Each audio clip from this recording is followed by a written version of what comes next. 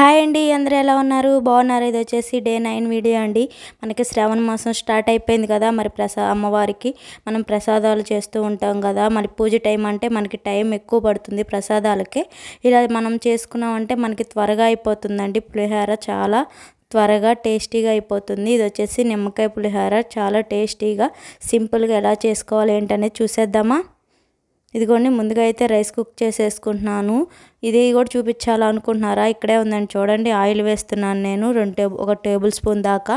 దాంట్లోనే పసుపు కూడా వేస్తున్నాను. మనం పులిహోర చేసుకున్నప్పుడు ఇలా వేసుకున్నామంటే మనకి అన్నం కూడా పొడిపొల్లాడుతూ చాలా బాగుంటుంది. ఇలా మనం పసుపు వేయడం వల్ల మనకి ప్రతి రైస్కి అనేది కలర్ అనేది బాగా చాలా టేస్టీగా చాలా బాగుంటుందండి. చూడడానికి కూడా బాగుంటుంది. ఇప్పుడు అదైతే రైస్ కుక్ అయిపోతుంది కదా. అంతవరకు మనం పోపు అయితే పెట్టేసుకుందాం. ముందుగా అయితే పల్లీలు, అలానే పచ్చెనగపప్పు, ఆవాలు వేసేసుకొని అవి ఫ్రై అయిన తర్వాత పచ్చిమిర్చి, కరివేపాకు, ఎండుమిర్చి కూడా వేసేసుకొని పోపు అయితే చేసుకుని పక్కన పెట్టేసుకోవాలి. చాలా సింపుల్గా అయిపోతుందండి. ఇప్పుడంటే వరలక్ష్మి శుక్రవారం వ్రతం కూడా చేసుకుంటాం కదా మనం. ఇలా చేసుకున్నామంటే త్వరగా అయిపోతుంది మనకి ప్రసాదాలు కూడా. మీరు కూడా తప్పకుండా ట్రై చేయండి. టేస్ట్ కూడా చాలా బాగుంటుంది.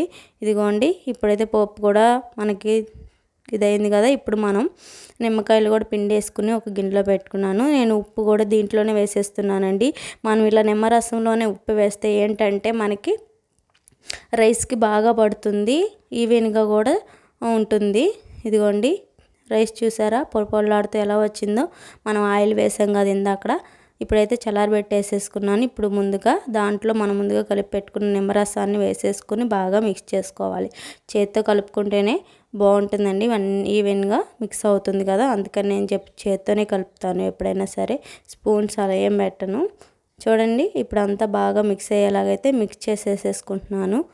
ఇప్పుడు దాంట్లో మనం ముందుగా పోపు పెట్టేసుకున్నాం కదా, ఆ పోపును కూడా వేసేసుకుందాము. పులిహోర కూడా చూపించాలనుకుంటున్నారా? ఇలా ఒకసారి ట్రై చేసి చూడండి, చాలా టేస్టీగా ఉంటుంది. మనకి శ్రావణ శుక్రవారాలు కదా, అమ్మవారికి ప్రసాదం కూడా త్వరగా అయిపోతుందండి. చాలా సింపుల్గా అయిపోతుంది. చూసారా, ఇలా అంతా బాగా మిక్స్ అయ్యేలాగా మిక్స్ చేసుకున్నామంటే మనకి నిమ్మకాయ పులిహోర అనేది రెడీ అయిపోతుంది.